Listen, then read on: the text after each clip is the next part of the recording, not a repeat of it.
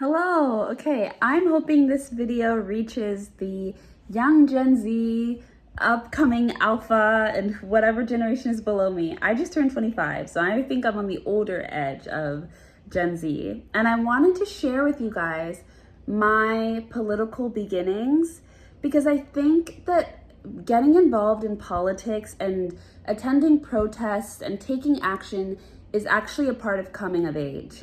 And it's something that I don't think is characterized that way enough. But if you look at a lot of the iconic leaders, political leaders of the past, they were very young. A lot of the time they were in university, but sometimes they're even younger. A lot of the symbols, the historical figures that we look at that have helped guide us in terms of our morality as human beings, a lot of them are very young. And I think that political action is actually something that it drives your maturity, and it's important, it's critical to your development as a young person. And so a lot of you are probably feeling called to action in one way or another. You're noticing issues that you care about, you're wanting to learn how to get involved, but there's not really instructions. And if there is, it feels very serious, very heavy, very, of the moment. And if you don't do this right, the world's gonna end. And everything is very important and everything is kind of serious. But I will have you know that with every generation, there is a crisis. Since I was in elementary school, I've been hearing about Yemen and I've been hearing about Palestine. My very first protest that I attended was for the 99%. That's really that was the common phrase, the 99%. It was addressing the 1% and the trickle down economy. Or was it the 3% that we were doing at that time? I can't remember. It was an economic crisis. It was also the recession we were addressing. I was living in the States at the time, but I'm Canadian.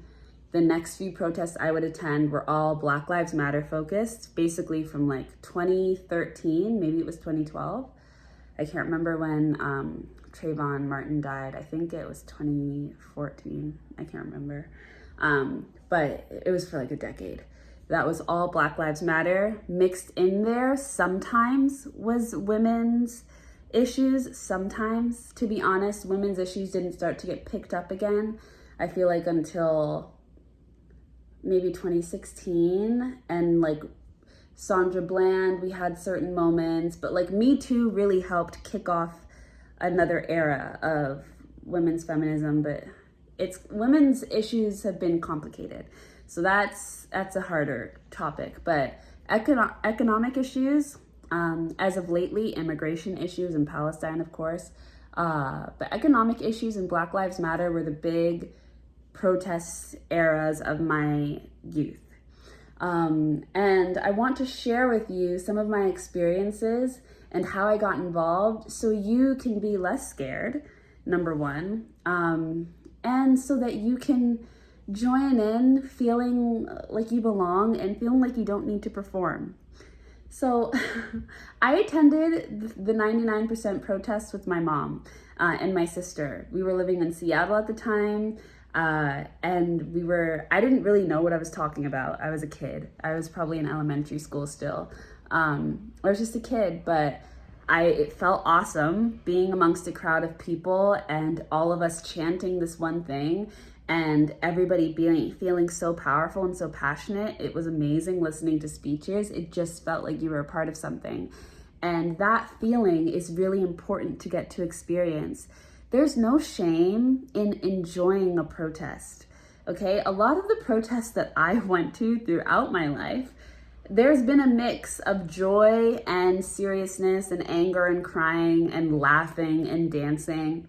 Protests are not strictly serious business. It's not all crying and screaming at the top of your lungs. A lot of time there's people wandering off into different areas. People are stopping here and there. People are laughing.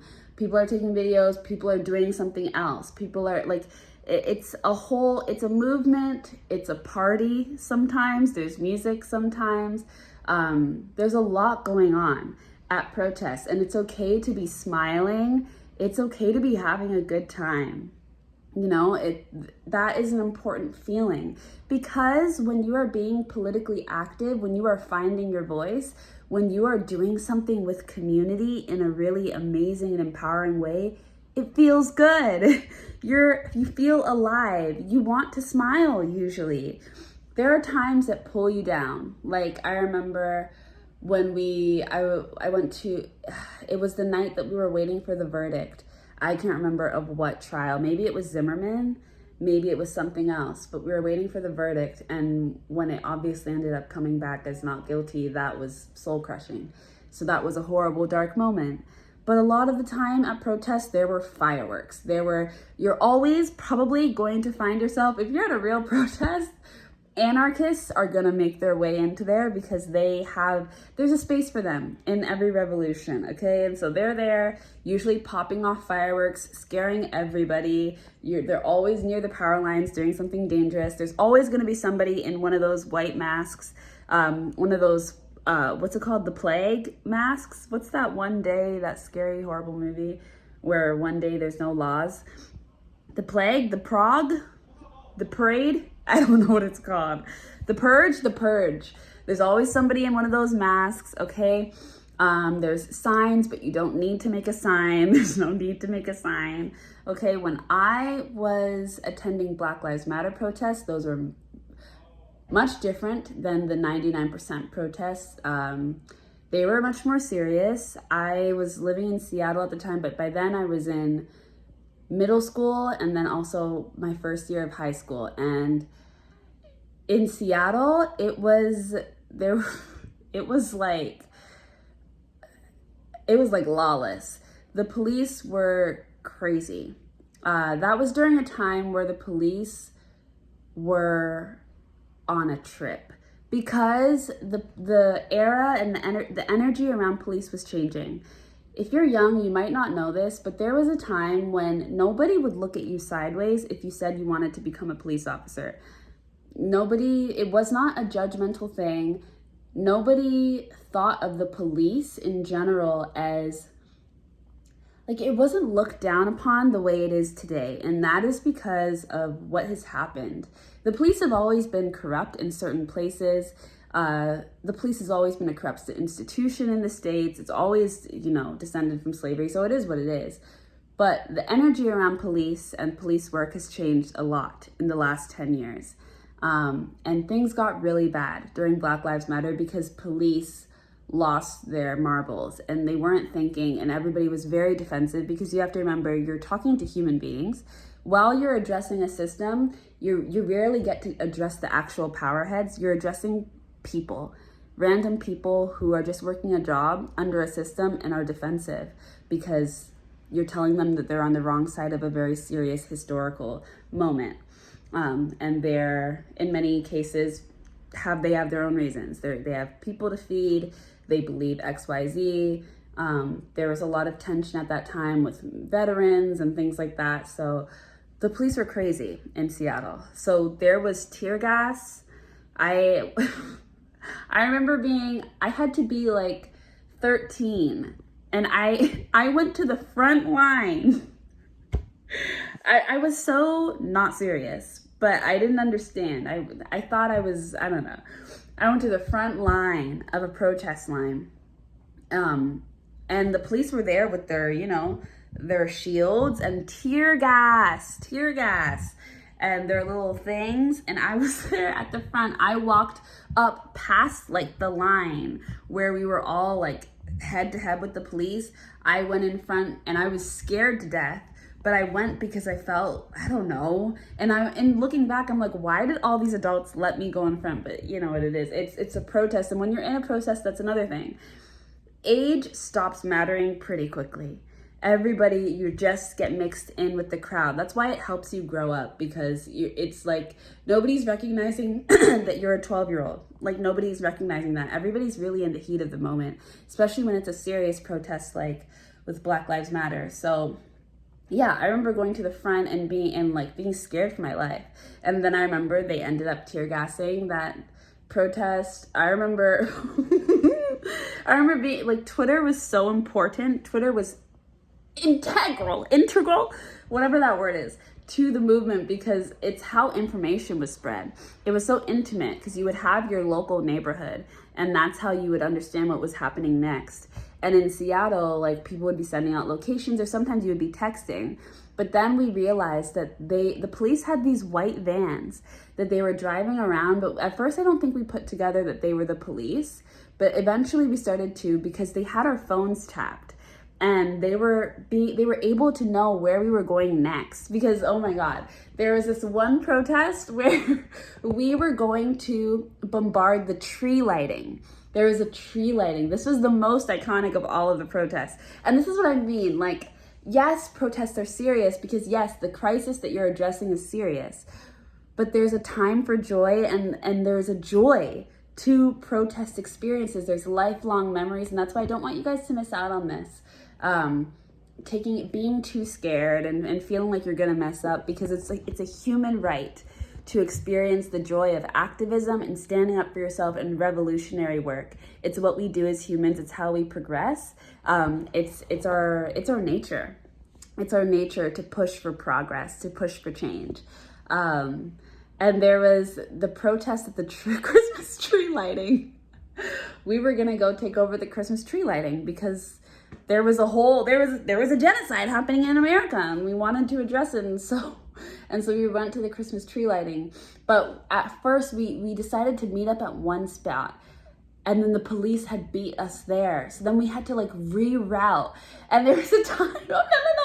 Oh my God. So it was actually like a race between us and the police. We had to run. We were running 2 feet on the ground, running, trying to beat the cops to the Christmas tree lighting because there's a bunch of like families just trying to see the Christmas tree be put up. But it was like, no, we were gonna take over, and they didn't want us to disrupt the tree lighting, of course. So they were trying to beat us there, but we were like, no. So we were running and we beat them, and we ended up taking over the Christmas tree lighting, and it was iconic. And honestly, I'm so proud of that moment. It was amazing. It was exhilarating. And you know, there are important things to remember. People do die at protests. People are arrested at protests. People are seriously hurt at protests. It's not a joke. You know, it's a very serious experience, and it's one of the things that humans do. It's one of the serious things. And if you choose to be involved in politics, you will come to understand the sacrifices that come with that, the risk and the danger that comes with that. And if you make it out and you survive without much of the harm being done to you, you're probably lucky. A lot of different things come into play. And luckily during that time, we were getting really good at making sure everybody knew where their power lied. So I was in Seattle where there's a big white population, and a lot of white people attended these protests. It wasn't just all Black people. Everybody was there. I would say like Black Lives Matter was a really diverse movement. Everybody was there. There's always, at least where I was, there was always white people there. There was always Latina people, Hispanic people, like everybody was there. So it was a great mix, and that was helpful because there were times when white people would stand in certain spaces so that it wasn't so easy for the police to rationalize brutality, which was great. But yeah, it's a serious thing, of course, and it can be scary from that mindset, because of course serious things do happen. Like Ferguson was a completely different world. Seattle had really crazy moments, and Seattle has a history of being a really a great place for activism. I feel like there's something in the stars over that location. It's activism heavy. It has a rich political history. But Ferguson was where there was like crazy movement, because Ferguson is where there was the death of Mike Brown. So Michael Brown's death, there are a lot of key like turning points in the Black Lives Matter movement. I think before even Trayvon Martin, there was Philando Castile. I think it's the movie that Fruitvale Station was based off of. I mean, not the movie, the person, I don't remember his name, but yeah, there was him. There were so many people.